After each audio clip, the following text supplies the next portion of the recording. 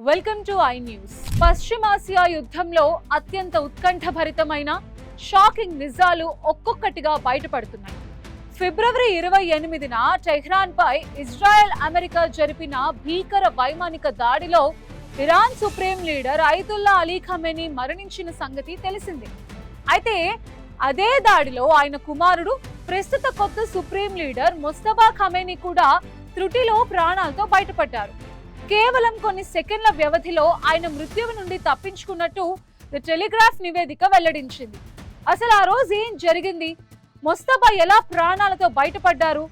ఇప్పుడు వస్తున్న వార్తల్లో నిజమెంత? ఈ స్టోరీలో చూద్దాం.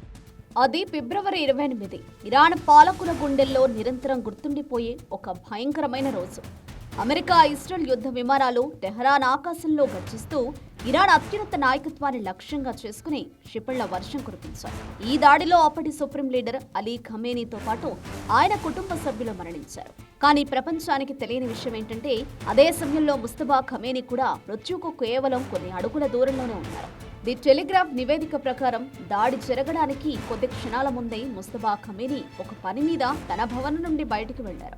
ఆయన బయటకు వెళ్లిన మరుక్షణమే ఇజ్రాయెల్ క్షిపణి ఆ భవనాన్ని నేరుగా తాకింది. ఒక క్షిపణి అలీ ఖమేనీ ఉన్న గదిని ధ్వంసం చేయగా, మరొకటి పై అంతస్తులో ఉన్న ముస్తఫా నివాసాన్ని నామరూపాలు లేకుండా చేసింది. ముస్తఫా బావమర్ది నివాసంపై కూడా మరో క్షిపణి పడింది. ఆ ప్రాంగణం అంతా శవాల దిబ్బగా మారింది. మృతదేహాలు కూడా గుర్తించలేని విధంగా మాడిపోయాయి. ఇరాన్ కీలక సైనిక అధికారి మహమ్మద్ షిరాజీ కూడా ఈ మారణ హోమంలో ప్రాణాలు కోల్పోయారు. ఇటీవల లీక్ అయిన ఒక ఆడియో టేపు ఈ భయంకర నిజాలను బయటపెట్టింది. ఖమేనీ కార్యాలయ ప్రోటోకాల్ అధిపతి మజాహిర్ హుస్సేనీ ఒక ప్రైవేటు సమావేశంలో మాట్లాడుతూ, ముస్తఫా ఏదో పని మీద ఆవరణలోకి వెళ్లి ఆ తర్వాత తిరిగి రావడమే దైవ సంకల్పమని వ్యాఖ్యానించారు. అంటే ఆయన ఆ సెకండ్లలో బయటకు వెళ్లకపోతే ఇరాన్ నాయకత్వం పూర్తిగా తుడిచిపెట్టుకుపోయేది. అయితే ముస్తఫా సురక్షితంగా ఉన్నారని ఒకవైపు వార్తలు వస్తుంటే, మరోవైపు ఆయన తీవ్రంగా గాయపడి కోమాలో ఉన్నారని, ఆ దాడిలో ఆయన కాలు తొలగించాల్సి వచ్చిందని కూడా ప్రచారం జరుగుతోంది. ఇరాన్ అగ్రనేతల లక్ష్యంగా అమెరికా ఇజ్రాయెల్ చేసిన ఈ ఆపరేషన్ ఎంత పగడబందీగా జరిగిందో ఈ ఘటనను చూస్తే అర్థమవుతుంది. తండ్రి మరణం, త్రుటిలో తప్పించుకున్న ప్రాణం.